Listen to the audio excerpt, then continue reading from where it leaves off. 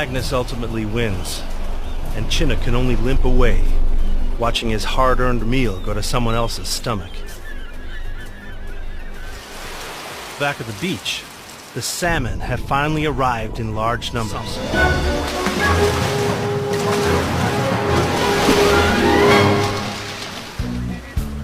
Chinook's not letting anyone swipe a fish from him this time. Without Magnus around, he's got more than a mouthful.